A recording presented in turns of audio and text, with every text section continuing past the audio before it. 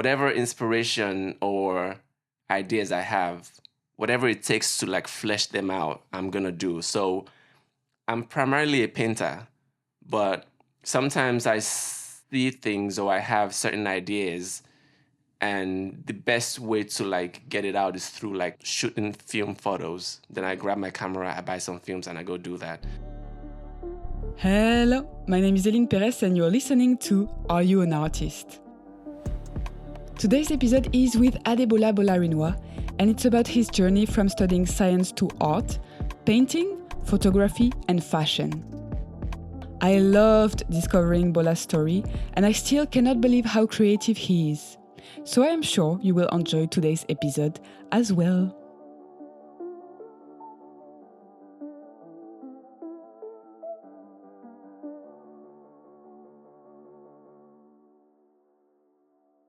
Dear Adebola, we met at the Royal Drawing School and I had a conversation with you before even witnessing your drawings. I already found you very cool, but you also seemed really focused on your practice and eager to learn.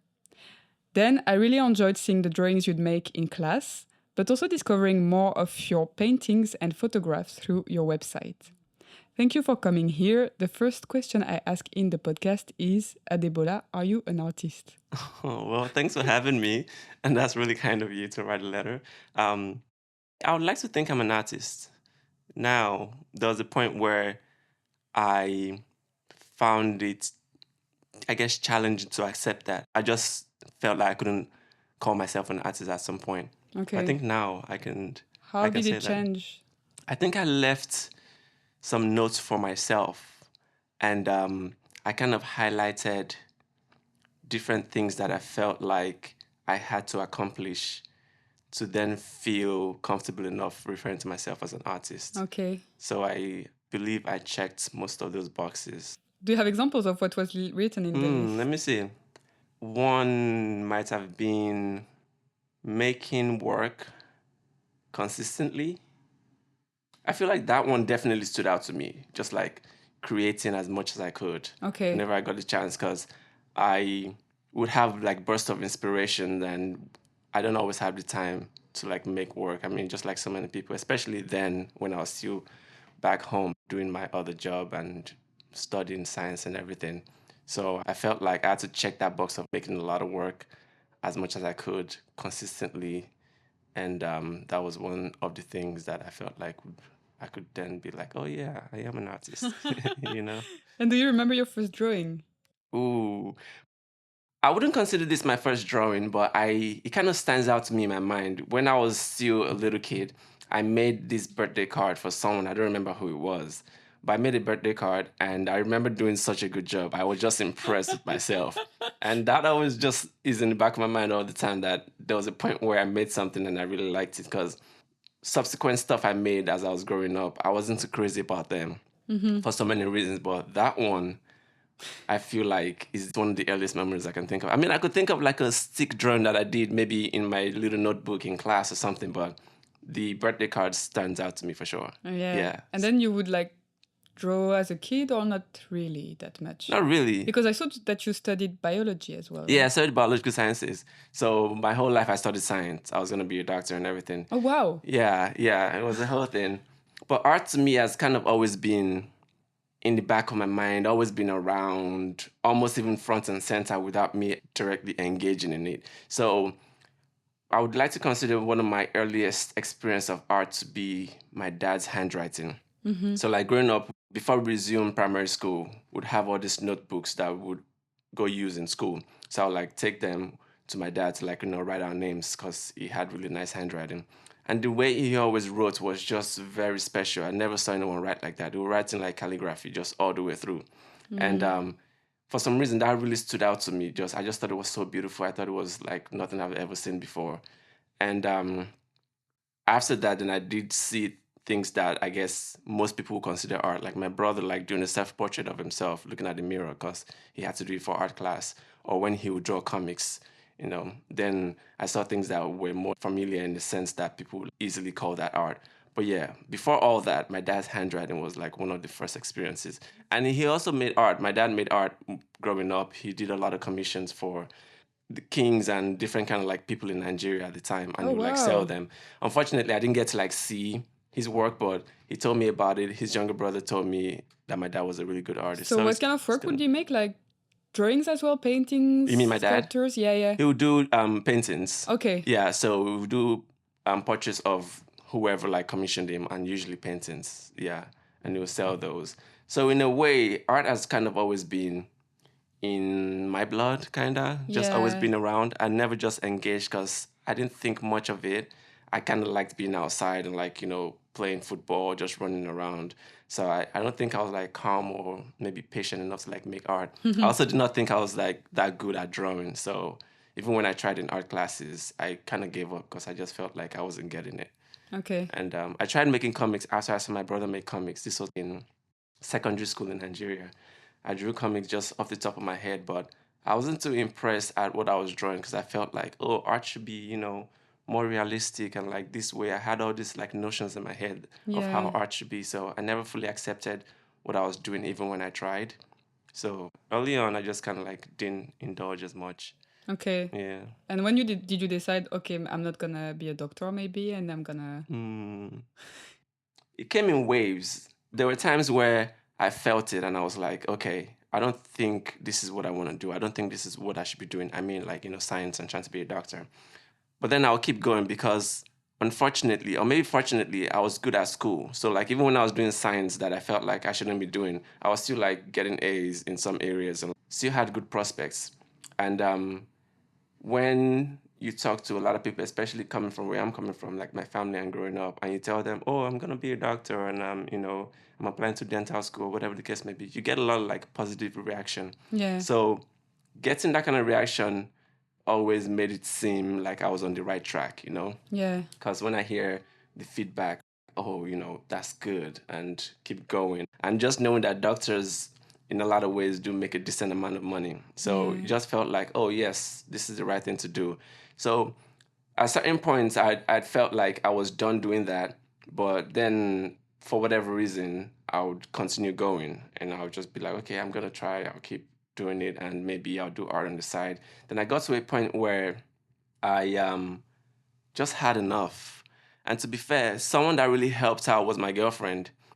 We had a conversation when we started dating and everything, and she would say things like, start now, like why wait until you're done with science, then try to like do it on the side and all these different things. I felt like that really stood out to me and really helped out.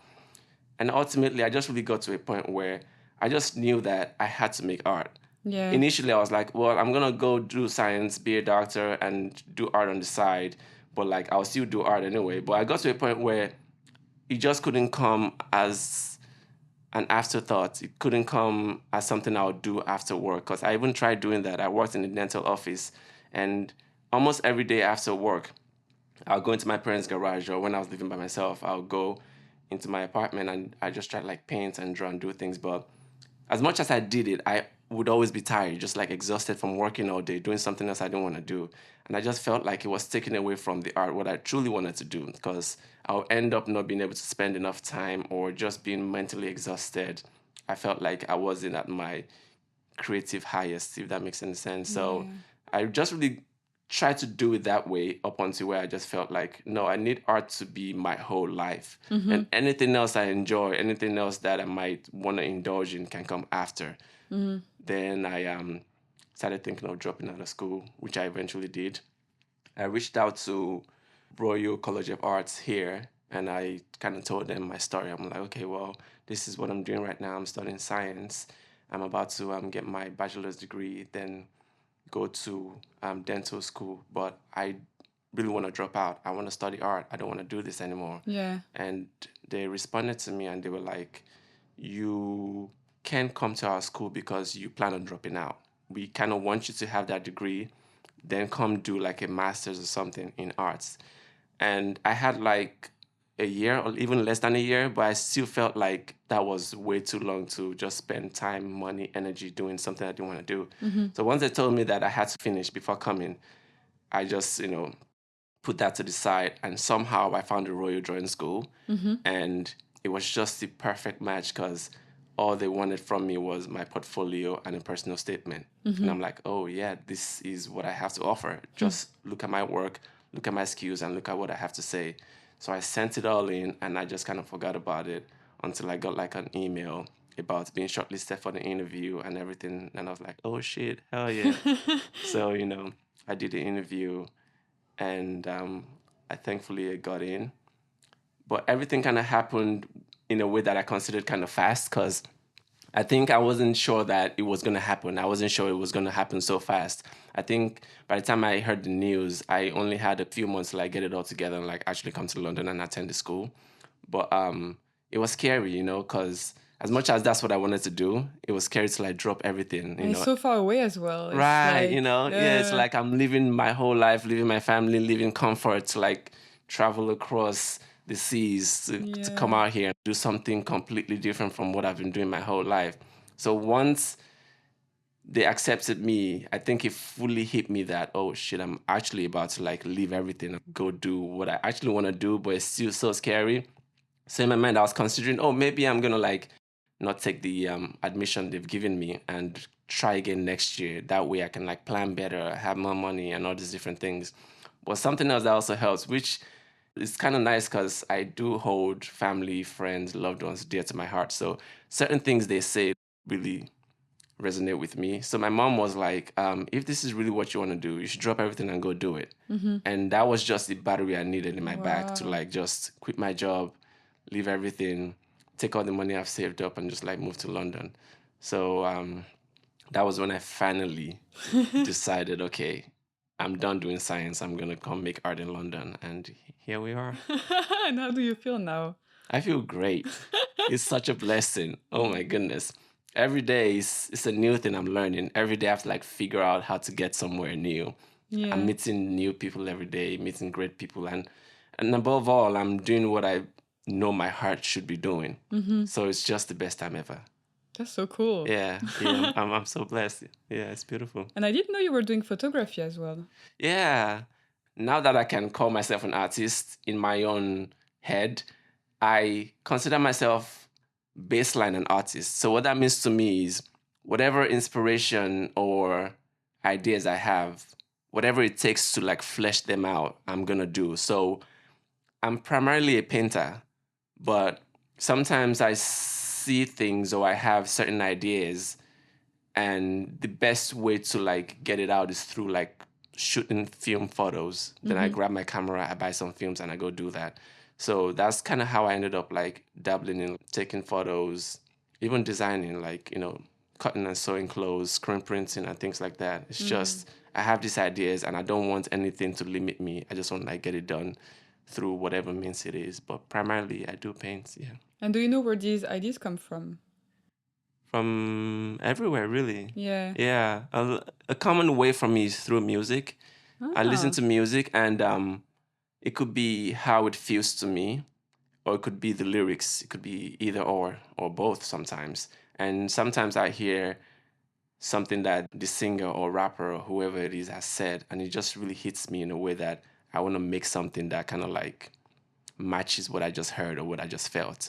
So music does a huge part of that for me. Nature, architecture, even people.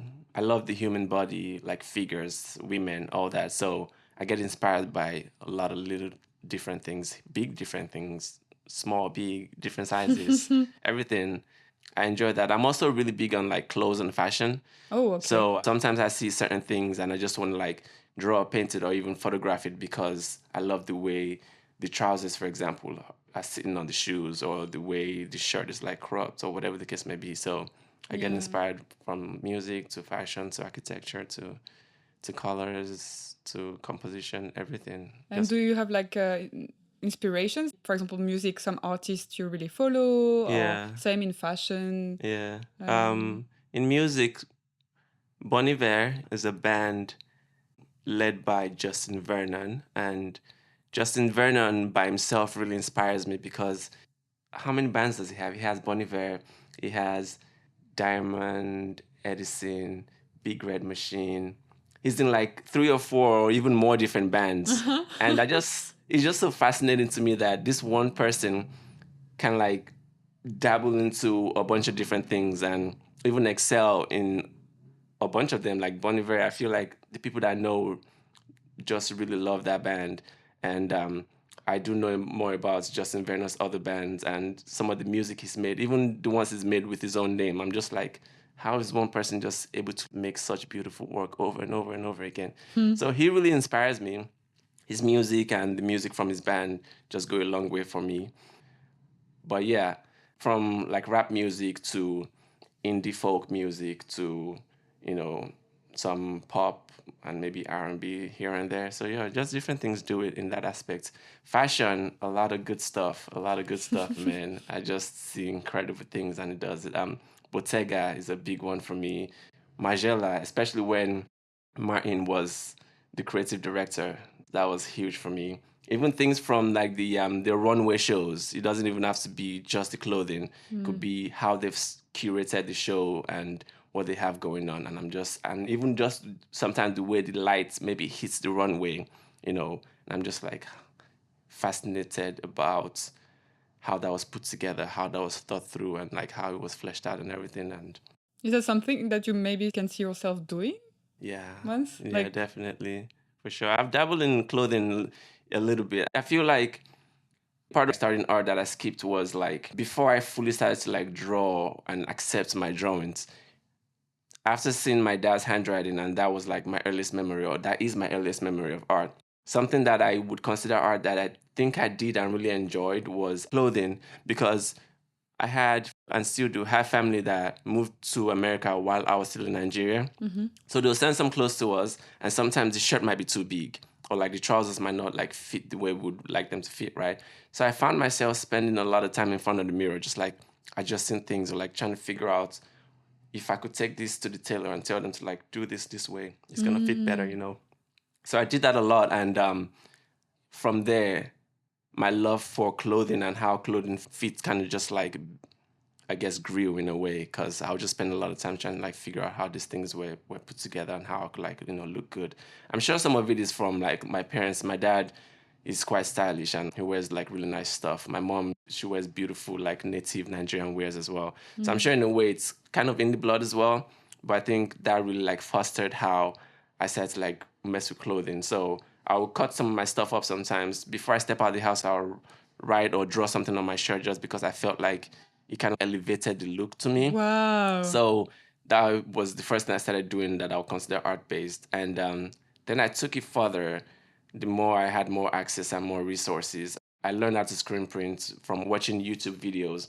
So I'll do some screen printing. I'll cut up some clothing. I took my mom's sewing machine, watch YouTube, and like get some insight from my mom as well. Then I go sew in the garage, and then screen print over it. Then do the photo shoots by myself and or with a friend. Then like set up a website and put it on there. So I have been kind of like messing with clothing for a little bit now, and I see myself doing more of that. That's really cool. Amongst other things, but yeah.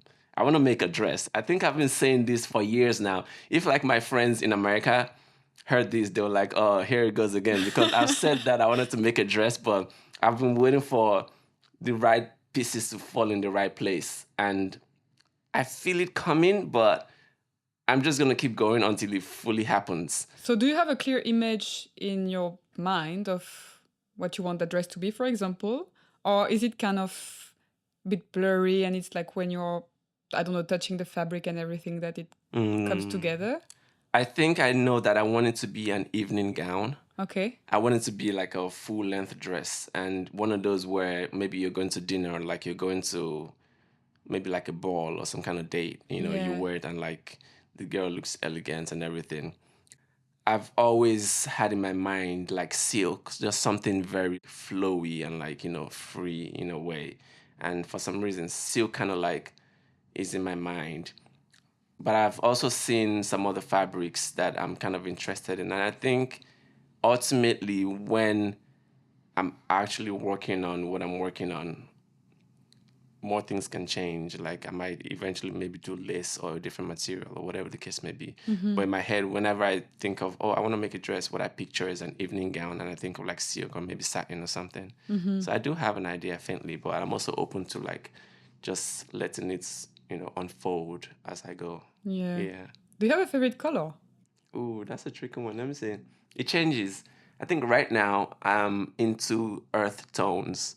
So I like the ochres, the colors of like sand and, just sage greens, and things like that. So earth tones are really doing it for me right now. Okay. I took the class Materials of Drawing Yeah. on Fridays. And I think that was what did it for me because we have all these natural pigments and you could just like use that. And I do like things that are easily accessible. Not necessarily easily accessible, but like things that are a part of life or part of nature. Like you could just Yeah. go outside and grab the right thing and you could end up using it to make work. So Materials of Drawing really helped with earth tones being my favorite colors right now. Yep. And I've seen that you've done a bit of self-portraits as well. And I'm very curious about how to do this, representing yourself. You mean how, like the process behind doing portraits of myself? Yeah. And how does it feel to do it? I've never thought of that. That's so interesting. I think the ones I've done, one stands out to me. It's in all black or some white monochrome, and it has two heads, one body, one torso. And I think how that came about, it first started from like a video I made of myself. I wanted to draw myself doing like slightly unnatural poses. So I was supposed to like standing up straight, for example. I wanted to do one where I was kind of like bent in a way, like to the side or something. So I took a video and I just did all that. And then I paused it and I saw some of the images I kind of wanted to like take out of that. Then eventually, while I was doing the portrait, it kind of made sense because it aligned with what I had going on with myself. So the one I'm referring to, I think the title is Self-Portrait as a Realization Process. And that came from what I would like to think was an out-of-body experience while I was taking a shower. And in a way, it kind of matches the portrait because it's of two heads but one torso. So it almost seems like another person was coming out of myself. Yeah. And in a way, that was really what my brain was doing around the period when I was working on that portrait, where it just felt like I had an out-of-body experience. So I would like to think that a lot of those self-portrait comes from me just wanting to focus on myself. It also starts from like just simplicity, where I wanted to make something and I felt like I was the best candidate for that. I felt like I was the best model or best canvas, whatever it is. Especially with like clothing, for example. I do it, and why it's kind of hard to like do a lot is because I do it based on how I put things together, how I dress. So I try it on myself first, then I'm able to like see the vision clearer. And in a way, with self-portraits, especially the paintings, it kind of started from there, where I was the subject because I was just there, right there. It's me doing it, and it was readily available. So I would just like take a photo of myself. Then over time, more things will like build up from that. Some I've come from like photos of myself that I've taken, and just scrolling through my camera roll, I'll see them and I'm like, oh, I like this color. I like the way I'm standing here. Then I'll then do it. And whatever deeper meaning eventually comes while I'm working on it. But usually it just comes from me being there and like wanting to like do something that was me based. And yeah, that's really how most of them like come about. And how do you find life in London as an artist now? Life in London out here, especially doing art, is just so great. It's just, it's really beautiful. I've thought about this and I've had some conversations with people as well. I think if I was here doing something else, it would definitely be different and maybe not as fun. I wouldn't necessarily consider it as the best time or like a blessing. Kind of how I feel right now. I feel like it's a blessing, it's the best time. But I think if I was doing something else, I wouldn't feel that way. So as an artist, life out here, I really love. There are a lot of aspects that I would like to be better because I find myself in spaces where I happen to be the only Black person sometimes, or maybe the only Nigerian, or even the only American sometimes. But I think one that sticks out to me is just being the only Black person. And it's one thing to like physically know that you're the only Black person. It's another thing to then have certain like reactions or comments or the ways some people like act towards you based on the fact that you're black. Oh, like, You know? have you had that here?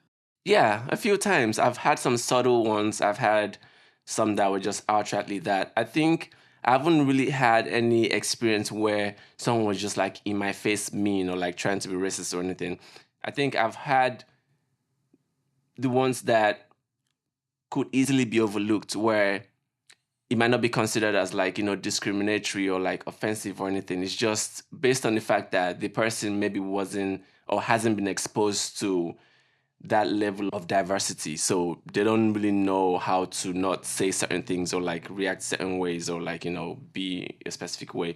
And in a way, I cannot give them grace because I can see a world where if they had more knowledge or they were like better educated about these kind of like issues, they wouldn't have the demeanor or maybe the vocab that they use and things like that. So it's very subtle a lot of the times. Nothing has been really in your face, just discrimination in your face, racism, not really, no. It's been very subtle. Yeah, but still, if you feel it, You it's feel there, it, it's yes, there. it's really there. I've had instances where I just didn't like the energy and I kind of had to like leave because I'm like, okay, I'm not really having a good time here. Or I've had instances where like teachers, artists would call another black person's name my name, So like in school, there's how many black boys? 3 of us. And I've had an instance of 2 different teachers actually calling me a different person's name. And it's another black boy. And it's just like, okay. I mean, it's not the worst thing ever, but like, I wish it didn't happen. I wish she actually called me my name and not think I was the other black boy, I mean, I love the other black boy that I'm referring to, but it's just, you just want to be your own person. You just want to live in a world where we understand differences and we understand that I don't have to be like especially a generic in an basic art name. school, I mean. Yeah, a place that I absolutely love being. So like sometimes when there are like little things that just remind you that you just kind of stand out, I don't know, it's not the most fun. Yeah. Yes, it's quite tricky. It's interesting. It happens even in America. I mean, everywhere really. But we just take it one day at a time and try to survive. Take a deep breath and all that good stuff, and hopefully feel better at some point. Yeah, it's interesting. So random questions of the end. Okay. What makes you laugh? What makes me laugh? That's hard because I laugh a lot. I think I find a lot of things funny. I don't know. I love dark humor. I love weird stuff. I love random goofy stuff. A lot of things make me laugh. I don't know. That's hard. I used to watch Family Guy a lot, and I just love the nonsense they do on that show. Okay. That's really funny to me. I've never seen it. So. You haven't seen it? You can check it out. There's some jokes that are outrightly offensive, Some jokes that are just like, it's not the time for it anymore because the show has started like years and years ago. So if you watch like older episodes, you might see some things that are like, It's a bit problematic. Yeah, definitely, yeah. I do enjoy dark humor and just like, even stuff that you could be like, that was kind of racist. Sometimes, maybe because they've made it in like cartoon style, you could just easily laugh about it. I don't know. Yeah. And sometimes in a way, I do understand that some things are for comic relief. Like, oh yeah, just laugh about life. Like life is short, we're all gonna die at some point. Like, don't take things too seriously. So a lot of times I do let things go, but I think I do laugh at so many things. Yeah, a lot of things. I'm hardly impressed, but at the same time, I would easily laugh at things. Like some things would just be goofy and I would just find it so funny. Yeah. So when are you impressed? If you're really impressed. Question. Yeah. Mostly by myself. The things I do impress me. I'm impressed by, I think, people that know me, and I feel like by way of knowing me, they kind of know what I enjoy and what I like. Then they're able to like, let's say like gift giving, for example. I'm not crazy about gifts because I feel like no one can really get me what I truly want. It doesn't mean it's like something expensive that I'm going for. It's just like, I don't like useless things. I don't like things that I'm not going to end up using. Yeah. So if you just give me a gift and you think, oh, it's the thought that counts, it doesn't really work for me like that. I want something that I can use. Something might be very cheap or like very small, but A pen. a pen, exactly. Like being an artist, it's kind of easy to like just buy me a good pencil or something, or like a sketchbook. Yeah, sometimes people that know me kind of know what I want. I think it mostly comes from me. I know the things I like, and if I'm able to say, oh, this is what I like, this is what I want, and I get that, that impresses me. And even when I'm not involved in the process, different random things kind of work. I'm not really sure how to like say the things that might impress me if you don't fully know me. But I think what I just try to do is just focus on the fact that someone is trying. So I guess in a way the thought does count, but it's kind of tricky. Yeah, it's kind of tricky. I can't fully say what impresses me. Yeah. That's why it's a good podcast. The difficult questions. Yeah, no, these are very interesting questions, and some of these I'm gonna go think about on my way home. Yeah, this is great. Do you believe in talent? In talent, in what way? Like, do you believe some people are talented for something? Yeah, I do. Yeah, I think there are things that people can do better than others. Yeah, I do think so. Yes. Do you like to go to the supermarket? I do sometimes because I love. You mean supermarket for like food and stuff, Yeah. or yeah? Because I love like fruits and like fresh things and all those different. So I feel like in a way this kind of plays into like being impressed. I feel like I can do the best job in getting the things I want. So if I was gonna go shop for, let's say, I'm about to make salmon and spaghetti, for example, I feel like I can do the best job with like going to the supermarket and like getting fresh salmon and like getting the right avocados or whatever the case may be. So yeah, I do, but there's a lot of times where I would rather not go and just maybe ordering or something. But yeah, for the most part, yes, I do. I do love going to the supermarket. If you could have dinner with anyone, alive or dead, who would it be? Well, you have hard questions on here. That's crazy. Yeah, I think this one is probably one of the most difficult that people really need to Right? think about. Like dead or alive, man. So many people. What? Okay, let me think of one quickly who I would love to have dinner with. I think maybe James Baldwin would be one person that's dead that I would love to have dinner with. I think I would just love to pick his brain and just watch him say things. I think for sure. Maybe not even dinner. I'd love to like just walk the streets of like London or New York with like Basquiat. I think I would love that as well. Let me see if there's anyone alive that I'd love to have dinner with. Maybe my mom, actually. Yeah, I think I'm saying this because I miss home. Oh. And I just want like a one-on-one where we just like talk about like hard, emotional things. My mom, yeah. Are you planning to go home soon or? I was thinking about doing that like with this Easter break, but I think I'd rather like spend enough time in the studio. Yeah. So there's a good chance I'm gonna be here until the drawing year is over. Okay. But if I have a window where I can like go home, I'd love to do that. Yeah. But I don't think right now I have the luxury to do that. I need to do a lot of work at the studio, so I'm gonna be here for a little bit. So last question, if you could live a parallel life, what would you do? I think I'll just like make more art. I'll make a lot of work. I'll make so much freaking work. And I think I would maybe play sports, maybe like football or something. Okay. Because I love being active and like being outside and like just being all over the place. So I think I'll be like a really good footballer. But I think I'll probably get injured too. So maybe I'll be a footballer that his career ended because of injury or some shit like that. Yeah. Cool. Thank you so much for your Thank time. you. Thanks for having me. This was so beautiful. What?